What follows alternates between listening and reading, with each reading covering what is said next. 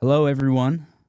Once again, we welcome you back to welcome episode 2 of Branching Off, the Branch Off Pod, Branching Off podcast. I just said 3 things, and they all could have been, possible names or substitute for the actual name of the podcast. The Branching Off podcast with Joe Elms and Levi Jones. I'm Joe Elms. He's Levi Jones. That's me. Yeah, so we are coming to you here. It's about 5:40 p.m. Eastern time here in the lovely state of Indiana. Come on now. The sprawling metropolis of Bloomington, Indiana. Okay, that's good. Only being half sarcastic. Only being half sarcastic. Guys, I grew up here. So I know. No, you didn't. Yes, I did. You didn't grow up in Bloomington. No, I didn't. Okay, my bad. I didn't grow up in Bloomington, Indiana, but I grew up in Indiana. So I know about the lovely and great state of Indiana. Some people consider it a flyover state that could not be further from the truth, in my personal opinion. You know what, Joe? I really appreciate that because, there's actually, let's look it up. I think there's approximately like 6 million people here. And that's like, that's not an amount of persons that you can fly over. No way. Well, I mean, you can. You can. In a literal sense, but yes. In a metaphorical sense. Almost 7 million, according to Google. Wow. Yeah, Google. Shout out Google. Hey, you know what? Have you ever used Google? Have you ever done that? That's crazy. Google is an insane software. I know, right? Population is 6.9 million, so almost 7 million people. In the whole state? Yes. Okay. That you just fly over. You can't. Unrecognized. Yeah, just we're not chopped liver over here.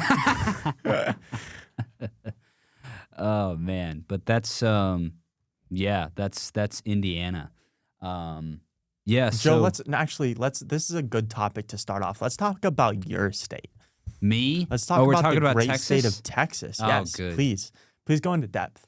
Yeah, so what do we know about Texas? So Texas is definitely not known to be a flyover state. No, because if you fly over it, it'll take like 11 hours. But True. It would take a little bit less than 11 hours, yes. But I see your point. It's probably approximately actually 6 hours, but it's a gigantic state to actually fly over. Yeah, there are several major cities, obviously, one of them being this city I'm from, Dallas. Shout out Dallas. If for those who are unaware, I'm from Dallas, yes. So, I mean, it's a big city. There are several major cities. It's not the biggest city in the state. Which is crazy. Yeah, which is because it's like a population of 2 million people. Yeah. That's insane. That's that distinction belongs to the city of Houston, which is about I'm guessing about a maybe 3 or 4 hour drive off the top of my head from my hometown. Oh my. Yeah. So looking it up, Dallas is a population of 1.3 million. Yeah, that's what I was thinking. Houston is a population of 2.3. So 2 gigantic cities in just one state when there's probably about another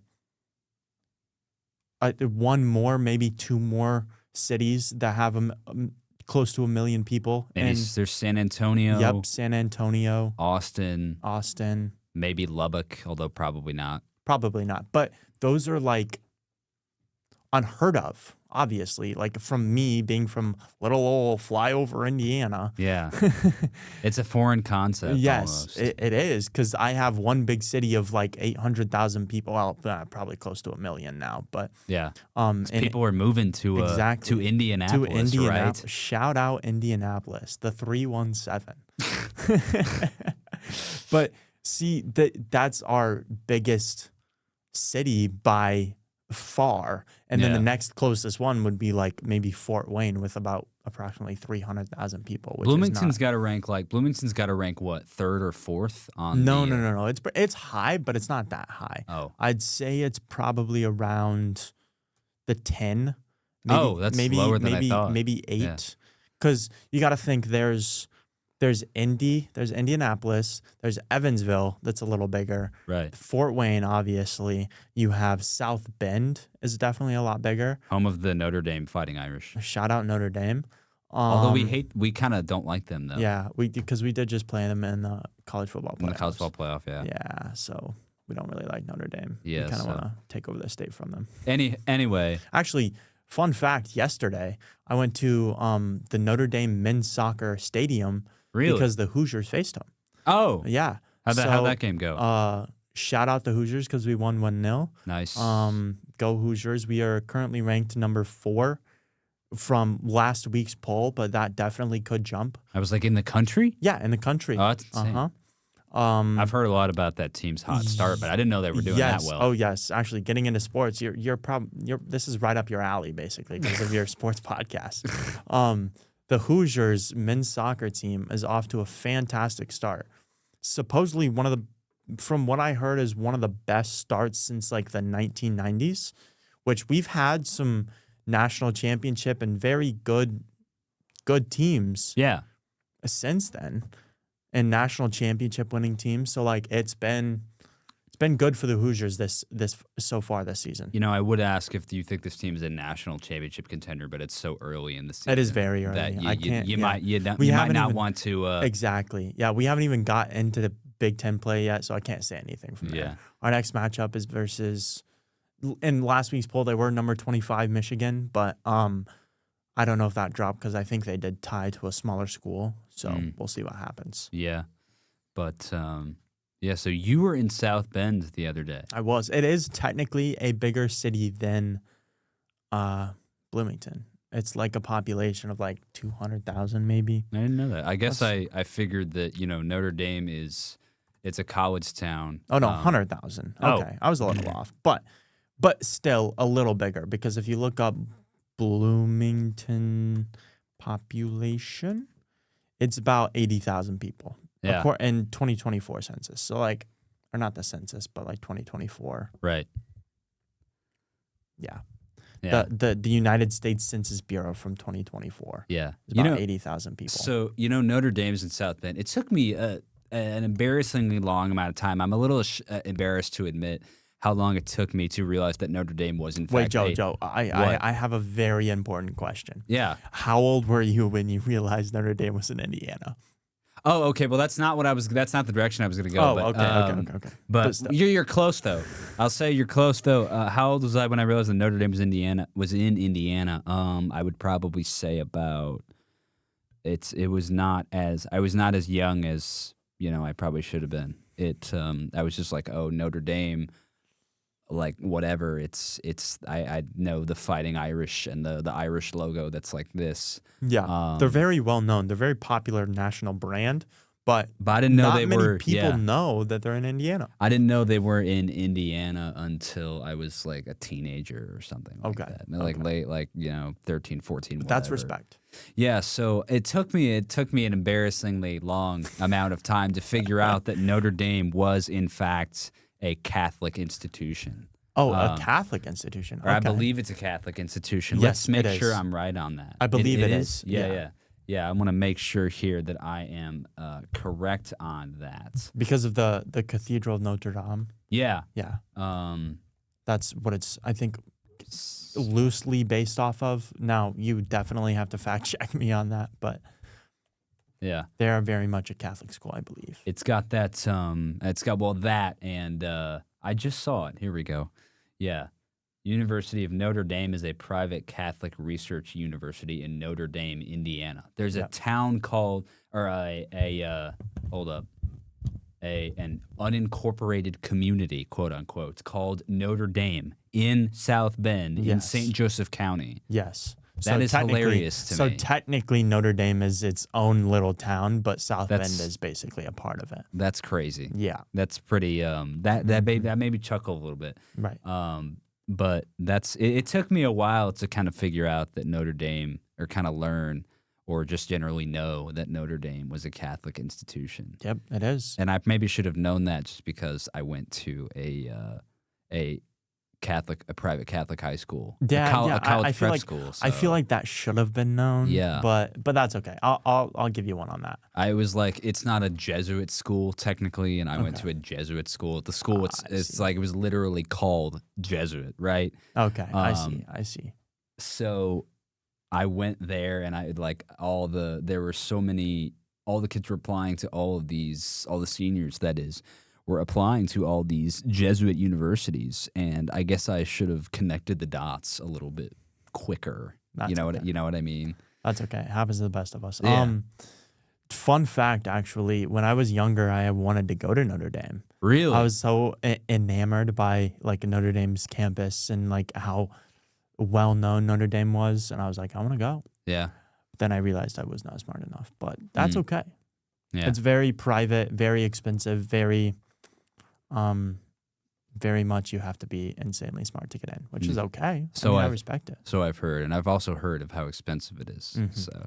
Well, it is a private school, so that does not help. No, that's definitely fair. But I don't know. I guess it was just kind of insane that, you know, I was almost like, at first I was like, I saw there were so many Jesuit universities that all these seniors at my school were applying to, and I'm like, why are we all why is this happening like this? Why is this happening like this? Like, That's and I'm funny. over here wanting to go to. I wanted to go to Texas Tech for the longest time. You know what? Shout out Texas Tech. And Texas Tech is just it's sort of like IU is. It's like it's a public like research university basically. Right. And shout out the Big 12. Yeah, the Big 12 football country. Oh yeah. I've got like Big 12 football so deeply ingrained into my psyche, into my veins. I mean, what do you have right there? You have Houston. Yeah. You have Texas Tech. You have Texas is not SEC, but they were Big 12. They used to be Big 12. Yeah. You got Texas. You used to have A&M, Oklahoma. You still have schools like TCU, Baylor. Yes, Baylor. Yes. I actually, when I went to Texas a while ago, we went and saw Baylor's campus. And wow, I know a couple of Baylor people Stadium. who might be listening to this who would like to hear that. But so shout out Baylor. Honestly. Yeah, shout out Baylor. A couple very, very good friends of mine who I love very dearly are Baylor alums. Oh wow! So yeah, shout out Baylor. Big shout out. Yeah, but no, Texas Tech. It's kind of like IU. It's a public, research university, and Lubbock is.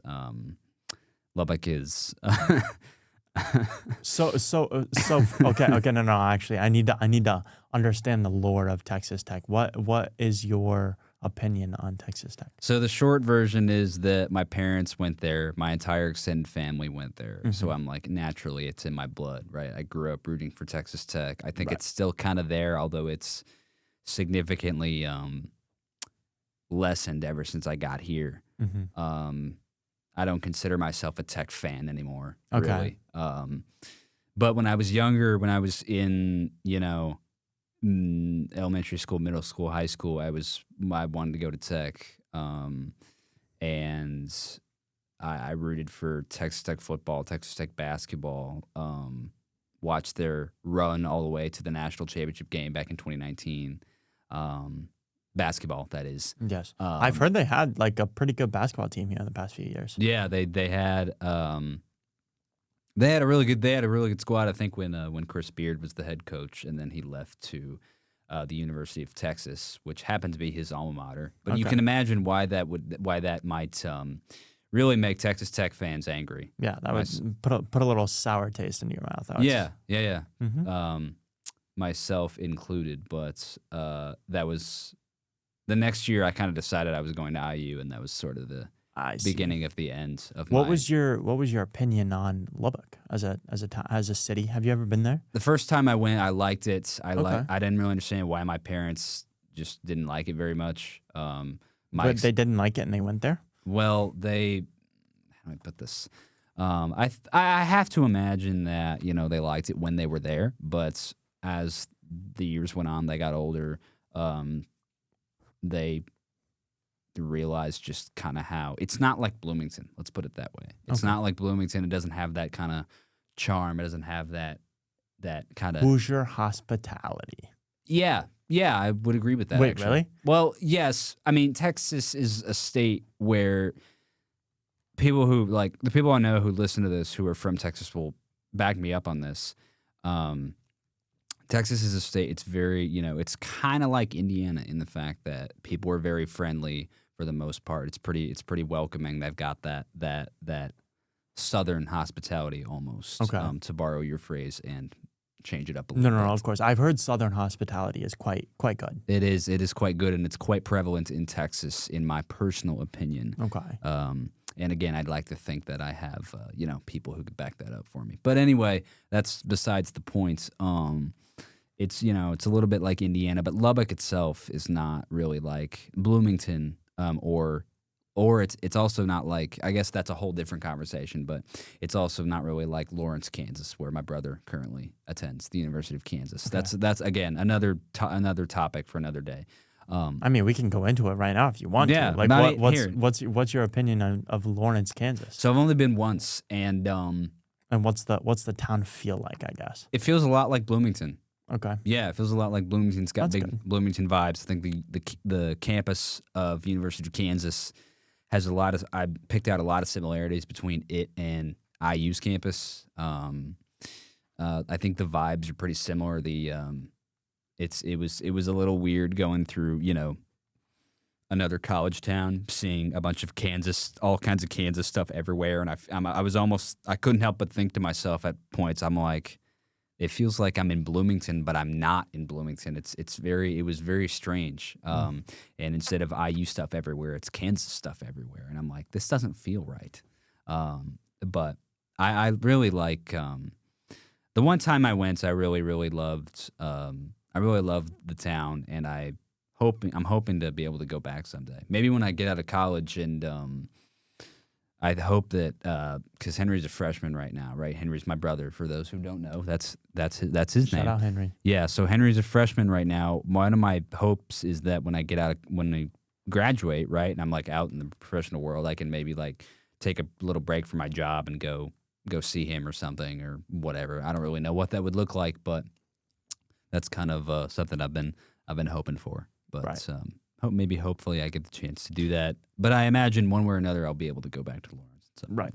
So what from what I hear is that Kansas is very much like Bloomington, and it's very prideful in their college teams. Yes. And yes, definitely so. I feel like from what that city is called and the fact that I've never heard it is that they don't really have any other sports teams to be proud about. Well, they got the Chiefs, I guess. Oh wait, really? Yeah. Lawrence has the Chiefs? I guess not. Okay, not technically, but a lot Okay, so is Lawrence like right outside Kansas City? It's like an hour. It's okay, let's put it like this. It's about roughly, I think, it's about what it is from Kansas City, what Bloomington is from Indianapolis. I see. Okay. So, but is the stadium in Lawrence? Oh, no. Okay. The stadium is in Kansas City. So that's what I'm saying. Like, it's kind of like Bloomington. I guess I misunderstood. No, you're good.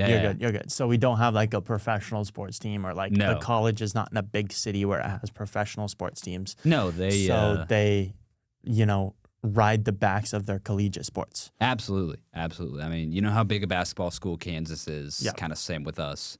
Right. And the football program has become, respectable, competitive over the past few years, which it's actually like, I think they'll get like, they'll actually get a good chunk of fans into that stadium every week, which is a far cry from what the program used to be. So right, that's good. I mean, that honestly, it sounds like Kansas and Indiana are developing kind of in the same way. I kind of agree with that. I see some parallels, because shout out Kurt Signetti, but the Indiana football lore has been growing. Lore. Crazy. Yeah, I didn't know what other word to use in that point. No, it fits though. Yeah, it definitely fits. I think. Right, that's good. But I'm saying like the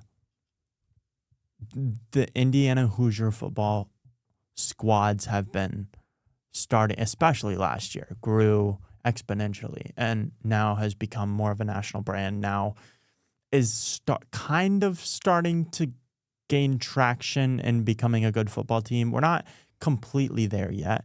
Now, I will say that college football game definitely helped us. I feel like we just got to keep pushing, keep going at it, keep winning. Yeah. That's all I want to see from the Indiana Hoosiers football team is keep winning. I remember a couple years ago, I remember reading something about how remember that College Game Day actually came to Lawrence, Kansas. This was a couple years ago. I think this was when we were both freshmen, actually. This was, I think, 2022. They came to Lawrence. Kansas football was, I think, 5-0. They ended up losing the game they were playing against TCU, who was also 5-0. That was the same TCU team that made it all the way to the national championship. You might remember that. But that was I remember. So I think their football program is getting it's getting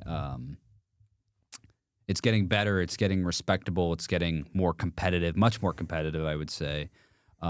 They're not really in contention to make the college football playoff or anything crazy like that. But they're still a pretty decent program now, instead of being the Big 12's doormat for, I said doormat. Doormat. That's funny. Yeah. I feel like, and maybe there's a little bit of bias, but in the there's a lot. No bias at all. Bias? No, okay. No bias at all. But Purdue seems to be the doormat of the Big Ten now. I agree, especially last year. I mean, especially last year, you saw 66-0. Yeah. Right. Yeah. It was just beautiful to see.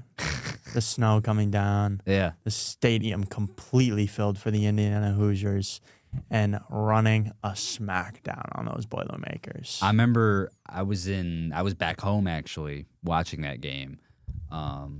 It was really, I was thinking to myself, I thought to myself, like, I was like, several times, I was like, I wish I could be there. I wish I could be at the stadium. Trust me, it was a blast. So I'm a photographer for IU Athletics, if Shameless none plug. of you don't know. But I was actually on the field during that game. It was freezing. It was cold.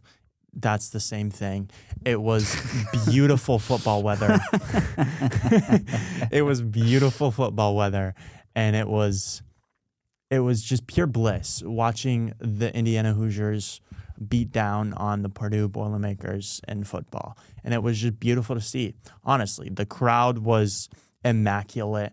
The crowd was insanely loud. I loved it. The vibes were immaculate. Yes, exactly. At one point, dude, this was crazy. The stadium was so loud and so filled that the band, like, during a game, right? Yeah. I was on the opposite side of the field from where the band is on the north end zone. Right. And they were playing as loud as they could, but from how loud the stadium was, I couldn't hear them.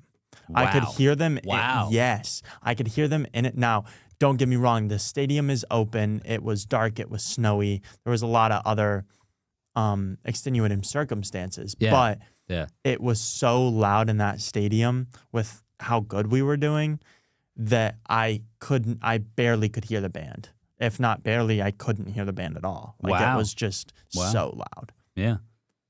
That's, again, the atmosphere. It's something that I kind of wish I could have been there for. But, like, I was happy to be home, but I wish I could have seen what that was like in person, beautiful, as opposed to just watching it on TV, the broadcast. It was beautiful. Yeah. I think, honestly, that's one thing about maybe college athletics in general, is that people who love that college, who went there, who grew up rooting for them, like, will lay their life down for them, like, will always be behind their backs, will always root for them when they're up.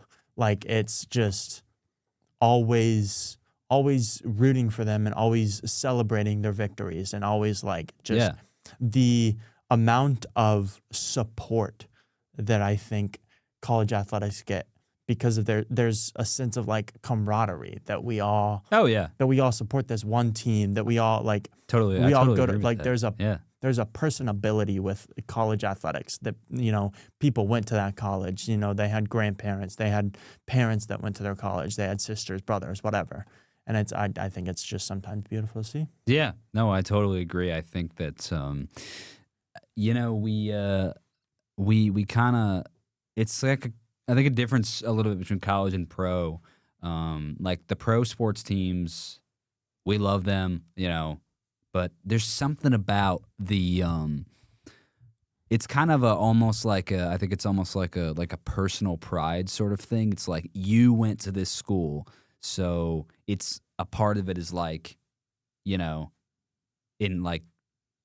ingrained in your heart and your soul almost, because it's like it's you have that bond, and it's almost like it's kind of like it's part of you, as opposed to the professional thing where it's like, oh, you just choose this team to be a fan of. And I'm not trying to like downplay or discredit any of the people out there, myself included, who are diehard fans of pro sports teams, because that I am definitely that. Oh, 100%. And I mean, for honestly, a number of teams, and you are as well. Yes, I'm right there with you. Like I feel like there's also a beauty in watching pro sports and rooting for pro sports, because that's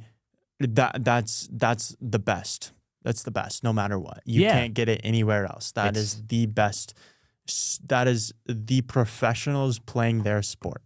Like, it is just beautiful to see.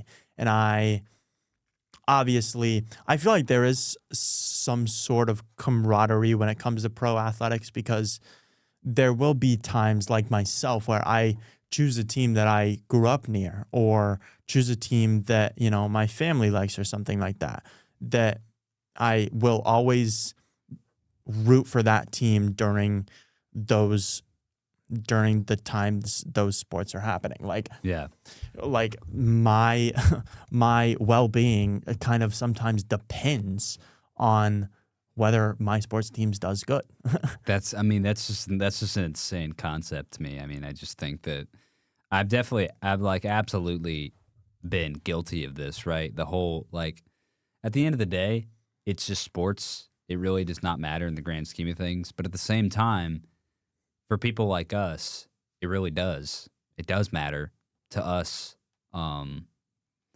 And it's just crazy. I don't know. It's just crazy. I think in the whole, kind of going back to the pro sports thing for just 1 second, it's the best athletes in the world playing at the highest level, right? That's something you can't get anywhere else, like you just said. So that's a really special part of pro sports. But for college sports, it's just like, it's just something about it is just, it's a part of you, and a part of you that's bigger than I think pro sports can really ever be. Because, like, if you have a school that you know, in our case, IU, in Henry's case, it's going to be Kansas. In my parents' case, it's going to be Texas Tech. They're going to, you know, it's part of you. And it's just, like, so deeply ingrained in you that it feels like you and the school and the program, whatever you want to call it, are intertwined and will be forever. So it's like, I don't even know if what I'm saying right now is making any sense. No, it 100% is. I think there's such a beauty to college athletics, and I love it and very much am a part of it. Yeah.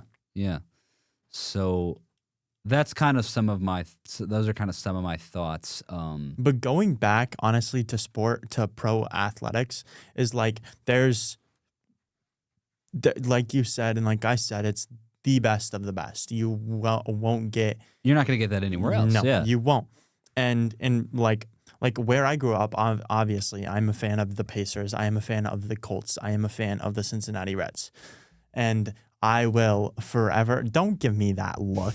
I will forever and always support those teams, no matter where I live, no matter where I'm at. Like, I will always try to watch those teams on game days, because I want to support them. I want to make sure they do good. I want them to win. I want them to win, and I want them to be your teams, because your teams. But I want to take. Thank you for that. I want to take. You know, with the whole thing with Indiana, right? It feels just different, because it's like you feel that what you just described, but you feel that on a different level. I think for IU. I feel like it's because a part of our life is here. Yeah. Like literally the first years of our adult life were spent in college. Mm-hmm. Like, the amount of time, the amount of sweat and tears you put into, like, going to college here, I think there's some sort of I don't know what's the word, but it's just beautiful to see, and I love the. I've said this multiple times, but I love the camaraderie of the sports teams, and I love the camaraderie of all of us who are from different parts of the world. Country, parts of the country, parts of the world that just all come together and root for our sports teams, and I think it's just amazing. It's it's what they say, but I think it's true. It's maybe sounds cliche, but it's very true. Sports brings people together. Yeah, so. I think there's. Oh, that's a very good saying, because there was right after the 9/11 attacks, 9/11 attacks, like we were talking about in our last episode with the music. Yeah. That was a fun episode. If you haven't watched it, go back and watch it. Definitely go watch it. That was a lot of fun. Oh yeah, but there was this baseball game. I think it was the Yankees. It was the 2001 World Series, right? Or something like that. But it was right after the September 11th attacks, and the national anthem was playing, and you could the entire stadium just starts to sing it, and the moment of silence that they took, it was just beautiful. Yeah. And I think that the sport, that type of sports camaraderie, the beauty of bringing people in and kind of just making it one big family. Yeah. It's I was just reading something about this, right? It was delayed because of September 11th, right? In Game 3, then U.S. President George W. Bush threw out the first pitch. So it was a lot. It was it's something that I think brought the country together. And the Diamondbacks ended up winning that series. I think they were the underdogs. Oh, wow. Yeah, so the Diamondbacks won 4-3. But, yeah, no, it speaks to kind of just that the college, it's a different level. It's a different level.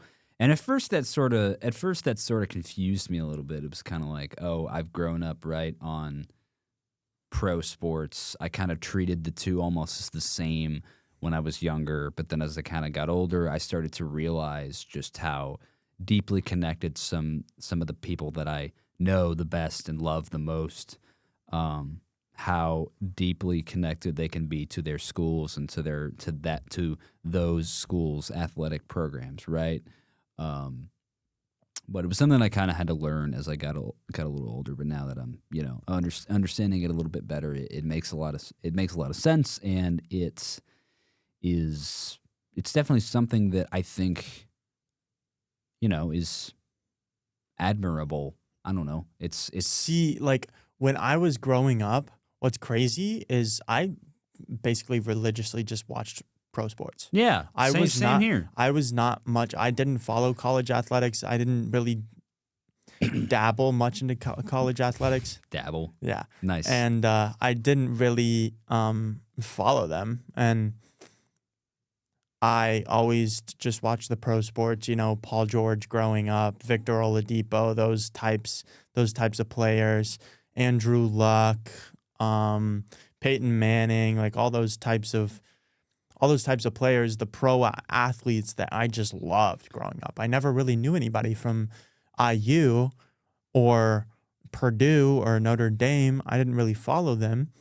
And I think what happened is when I got here, I just realized the sense of family with college athletics, and I just fell in love. Yeah, that's the same. I couldn't have said it any better, to be honest with you.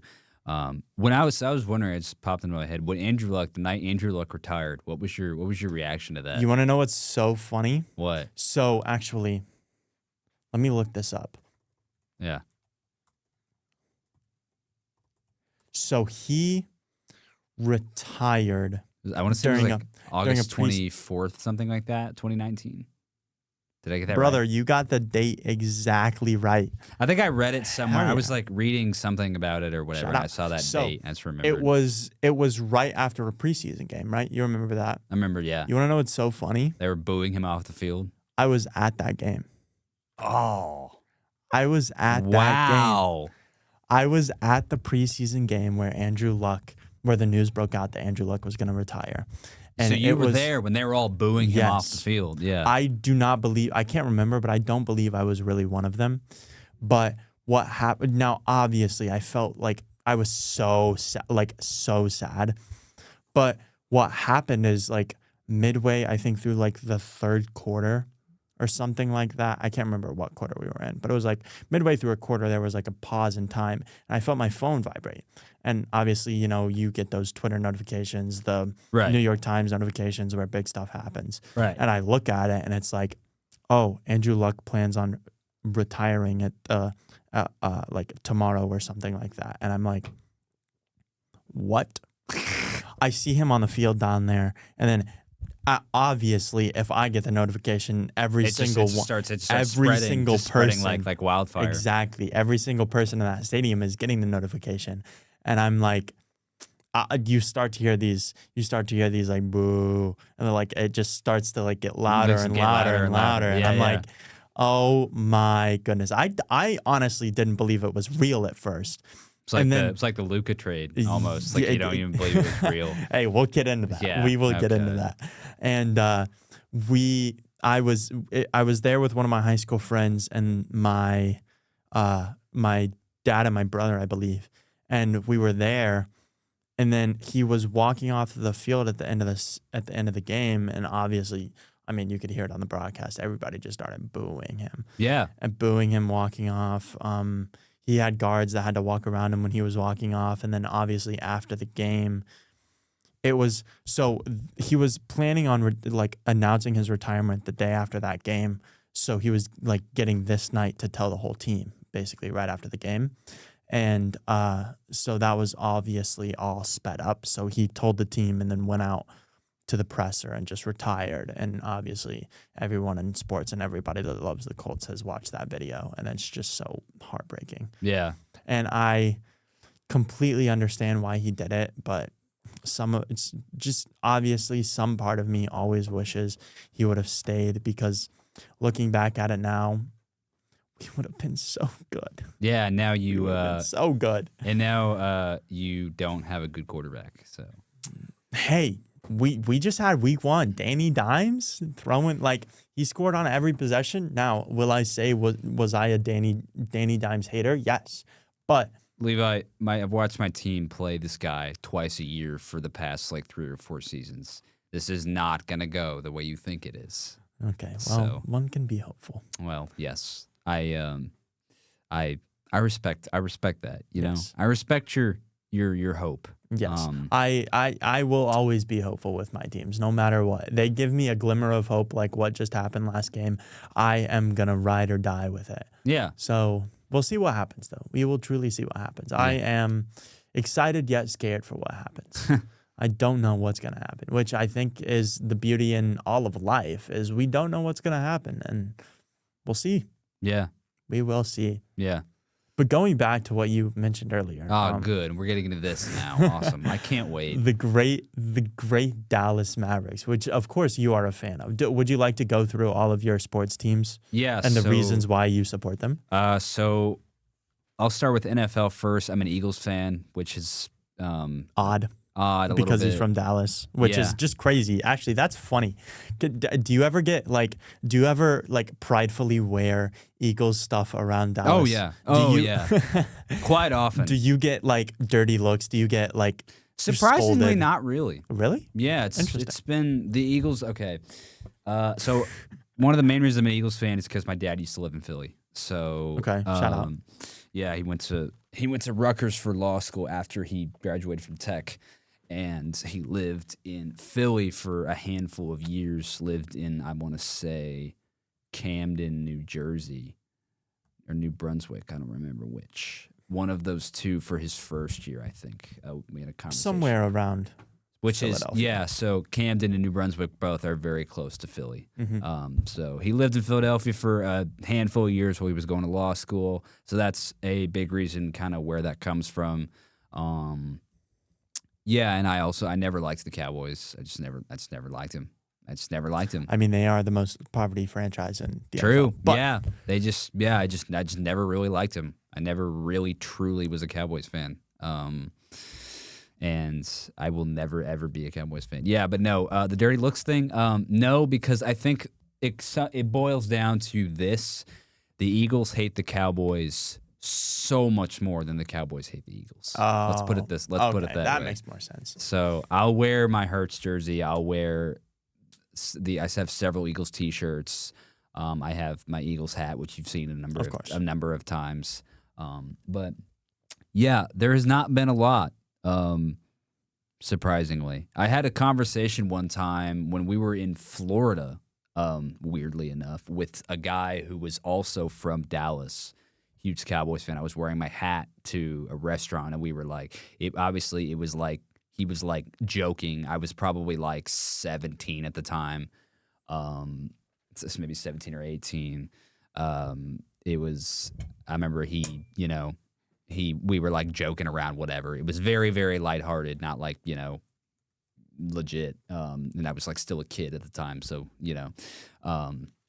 and he said, this was around the time when I think the Eagles were, it was either they had just lost in the Super Bowl a few years ago, which completely sucked. But the Eagles have been on the up and up now, and we got our revenge last year, so that'll take that. Yep. So it doesn't really hurt anymore. Right, you do now have 2 Super Bowls in like the span of like 5 years. Yeah, 5 or 6 years. Shout out Nick Foles. Yeah, thank you, Nick Foles. Although he played Philadelphia legend forever. Although he played horrible on the Colts, but that's besides the point. Yeah. You got the good out of him. Yeah, so thankfully we got the good Nick Foles, not the bad Nick Foles. We in fact got the bad Nick Foles. Unfortunately, sorry. As an Eagles fan, we claim some responsibility for him. That's okay. But no, we were just like, when I was in Florida, it was kind of weird, but it was mostly just funny. I had some conversation with some guy, and he just said, in Cooper Rush we trust, in reference to the Cowboys' backup quarterback at the time, who is no longer on the team. Wait, he isn't on the team anymore? No. I didn't even know that. Yeah, this conversation happened a few years ago. Okay. So, I'm like, but I was just laughing to myself. I was like, that guy is just so full of crap. What's funny is he came out and like had a few good games. That's what I'm saying. That's where that came from. Yeah, and he was like, the guy. I think he was like almost. I'm pretty sure he had a couple some alcohol a little bit. Yeah, I think that kind of did. I think that was a factor in that statement. That's fine. I think he was like half kidding, but he sounded like he was serious. So it was like I couldn't really tell which. You know what? Just sometimes when I mess with strangers, I just love to take them sarcastically. Yeah, of course, because it's like what? Yeah, I feel like it's always better that way. Like who doesn't love that? To be honest. Exactly. Yeah. But that was a funny conversation I had, and I know I kind of lost my train of thought afterward. Oh yeah. So shout out the Eagles, but what's your other teams? The Eagles, the Cowboys are the only Dallas sports team I can't stand. I love the Mavs. I love the Rangers, the Stars. They're very fun to watch. Well, the Rangers aren't fun to watch this year, but that's besides the point. Well, didn't they just win the World Series? A couple years ago. We have that, so that was awesome. This has been... Baseball is crazy. Actually, wait, can we go into this real quick? Yeah, go. Because the amount of... You're a Reds fan, so... Yes, I am a Reds fan and have been in kind of mediocrity, but shout out Joey Votto. Shout out Joey Votto. He's great. He's fantastic. But what's crazy is that baseball... Like, in terms of just how good teams can be, but then how fast they fall. Yeah. Like, it is crazy how inconsistent baseball is. Like, the fact that you can have a World Series winning team like the Rangers, and then after... This year, they might not even make the playoffs. Yeah, I was about to say, the next year, they might even not make the playoffs, which is just crazy to me because, like, unless there's a huge injury to a player, like a big player on your team, you don't really see that much. And I don't know if that happened with the Texas Rangers. I don't know what happened with the Texas Rangers. See, they just can't hit. Okay. That's like the big, they can't hit. Well, the thing is you never see that in other pro sports. Is football, you never see that. In basketball, you never see that. I don't really think you see it in hockey, but it's baffling to see. Yeah. The inconsistency in baseball. I hope the Rangers do pull through. I ultimately don't think they will, but the fan in me is still holding out a little bit of hope. There was a point this year where I kind of just gave up on them. I was just like, I'm done. I'm not watching again until next season. But they're kind of dragging me back in. They're fighting for that wild card spot, but I don't know. We got about a month to go. So time will tell. Well, Speaking of which, yeah, no, go ahead. Time will tell. You said something about the. I mentioned something about the Luka trade and the Mavs, which I think you wanted me to go into, didn't you? Yes, please go into. Now that I talked about Andrew Luck, please go into the depth and your thought process of the Luka Doncic trade. I will say, I will preface this by saying it hurts a lot less now. Because you got lucky in the freaking lottery, yeah. bro. Like, what the hell? That's kind of that. Although that's kind of at the end of the story. That is true. That is true. The beginning of the story. You didn't know you were gonna get there. No, we did not. And there was a period of about 3 months where I just really I hated the Mavs. I hated them. But now I don't hate them anymore. Exactly. Trust me, guys. I know how much he hated them because right after the Luka Doncic trade, he was like, "I'm not watching Mavs. I'm done. Anymore. I'm just not watching. I'm just not watching it anymore. Why would I do that?" I've kind of thought about this. Okay, let's put it this way. At the time, it absolutely sucked.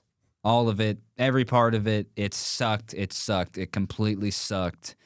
I hated general manager Nico Harrison as much as the rest of the fan base did. Part of me still wants him to be fired, although that's a pretty small part. Wow. And mostly because I know he's not going to get fired. Right.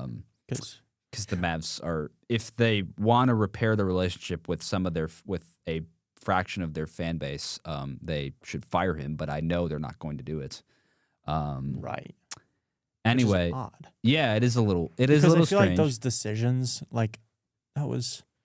those were interesting decisions. I will say now, don't get me wrong, defense does win championships, but I mean, he's not wrong. But when he says that, when you have a guy like Luka Doncic, how can you trade him? It's almost like, okay, let's put it like this. I've had a few months to think about this from a purely basketball perspective.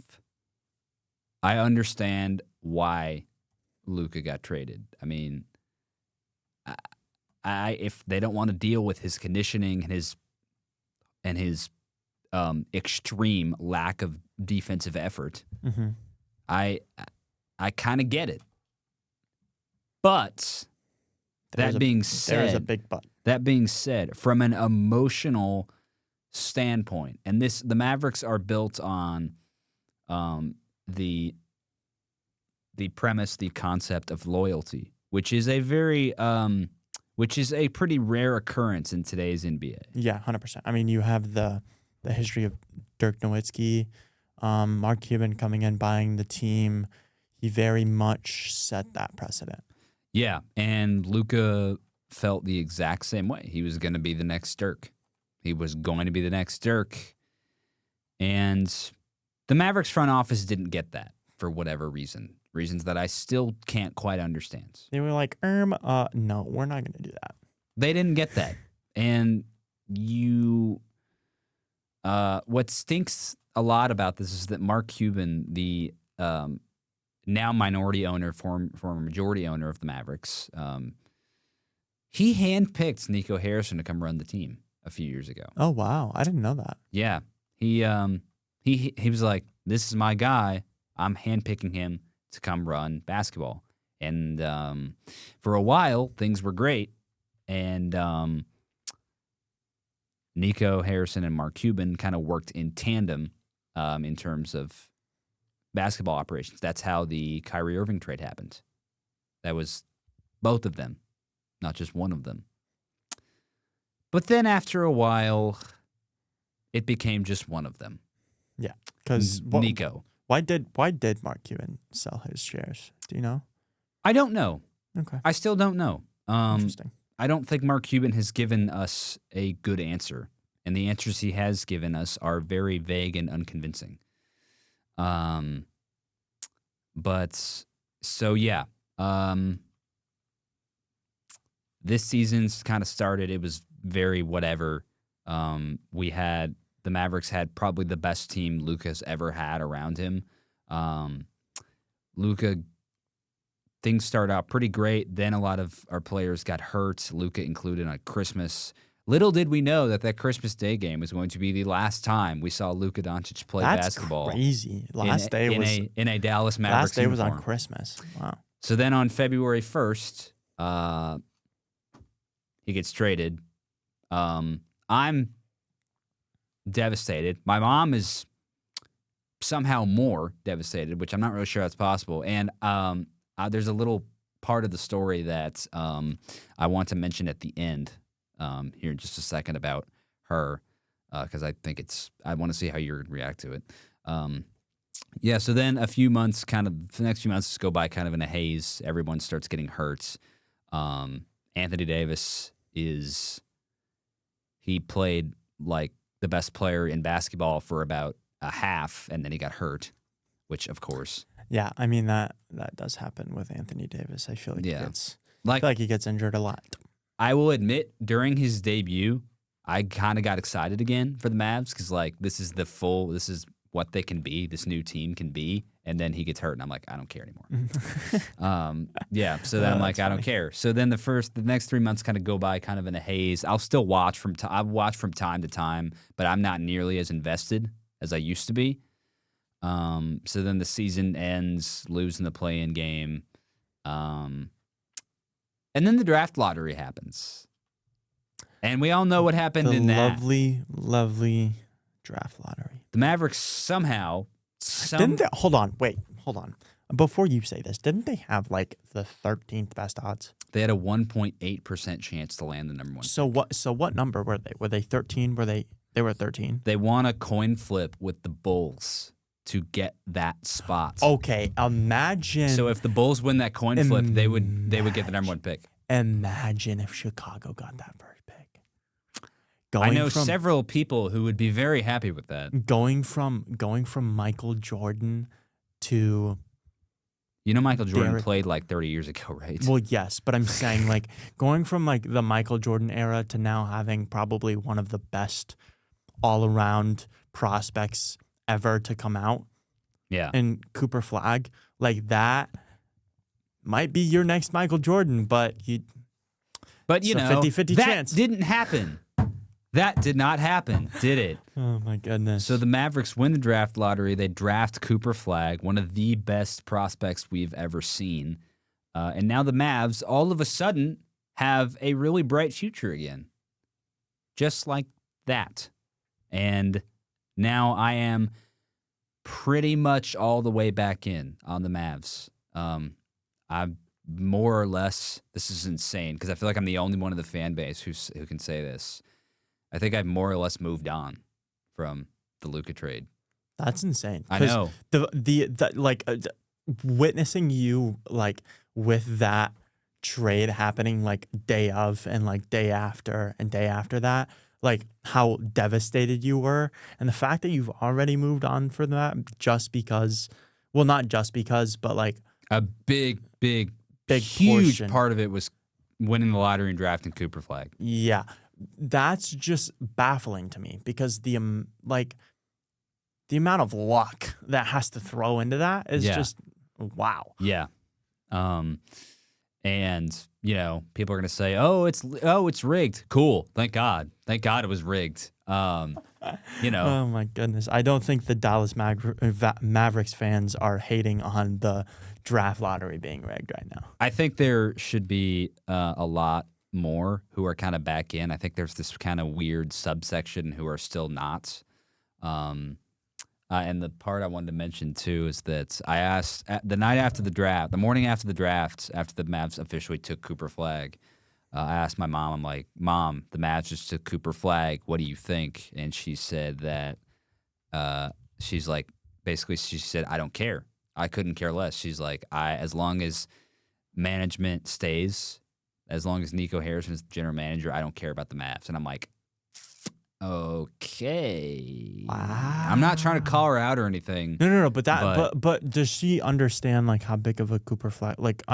No disrespect to your mother, but does she understand who Cooper Flagg is?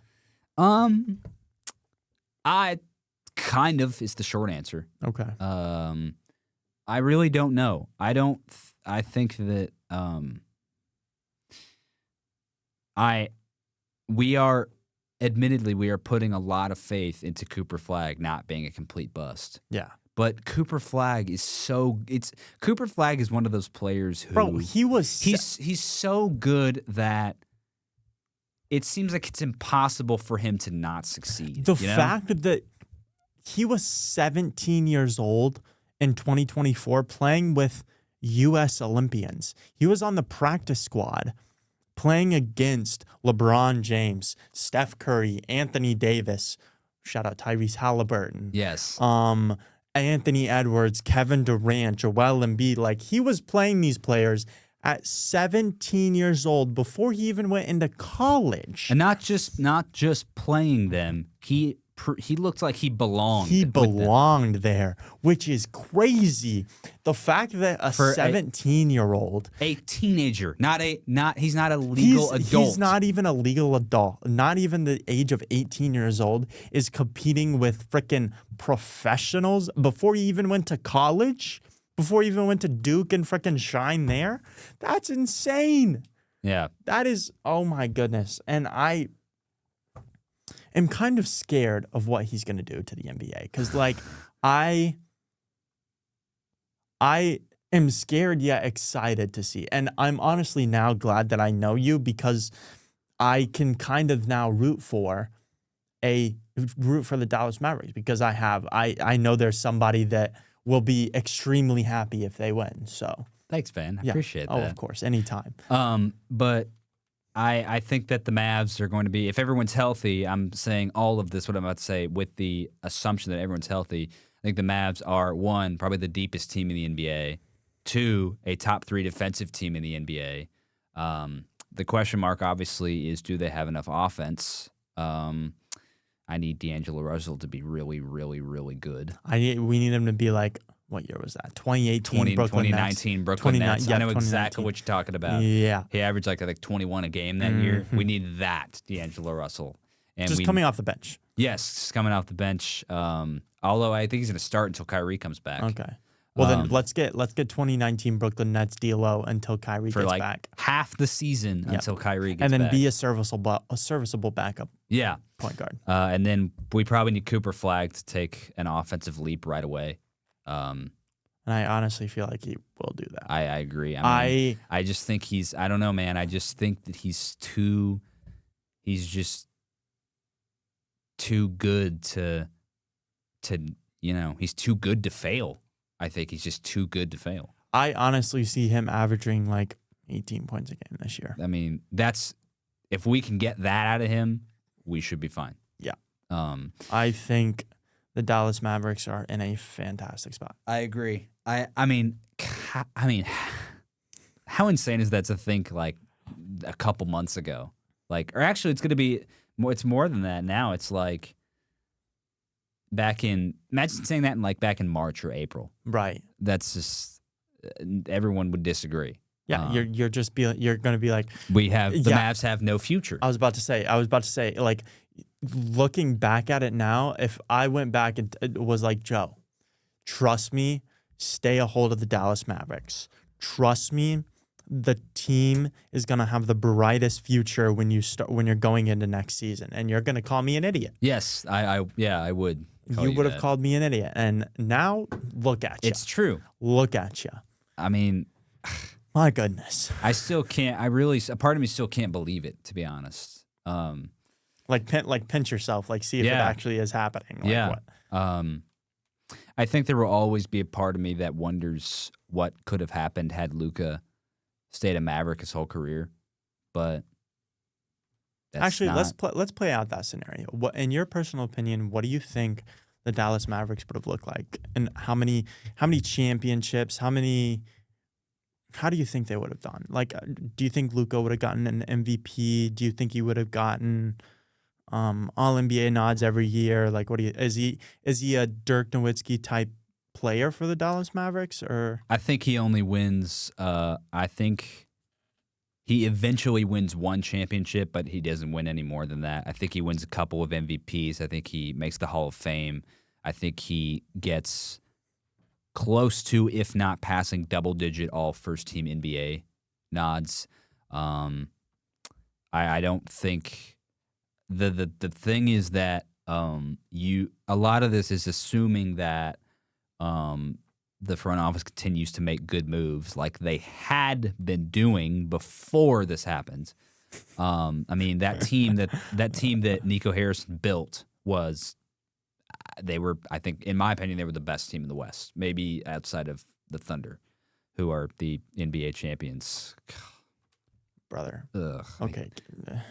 I think I hate them as much as you do. Maybe more, I don't know, because we have a rivalry with them. Dog, I don't want to get into it. Okay, we won't get into it. No, we can get into it. But no, like, it's fine.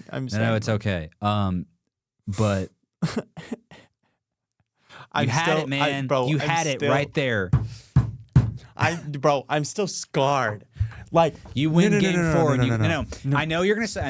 You know exactly what I'm gonna say. You're gonna say the Tyrese Halliburton injury. That's not the thing that comes to mind. If you win game 4, which you were up by I think you were up. You're gonna know this probably better than I would. You guys, I think we're up by double digits at one point with like 5.5 minutes to go in the game. If you win game 4, that series is over. Yeah, because we would have been up 3-1 at that point. Yeah. But the thing is, Joe, the way Tyrese Halliburton was coming out, like he started off like 3 for 4, right? To the metal. He hit 3 threes. He was going to go for 30 that night. He was No. He was going for 40 or 50. Buddy, I'm telling you, he was going 40 points, 10 assists, 10 rebounds, like generational type of game. And then in the first quarter, oh my goodness, I think it was the first quarter, I was at the watch party at Cambridge Fieldhouse, and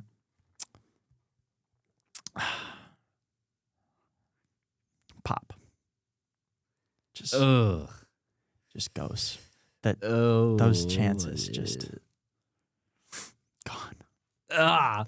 You were right. You were right there. Game 7 of the NBA Finals.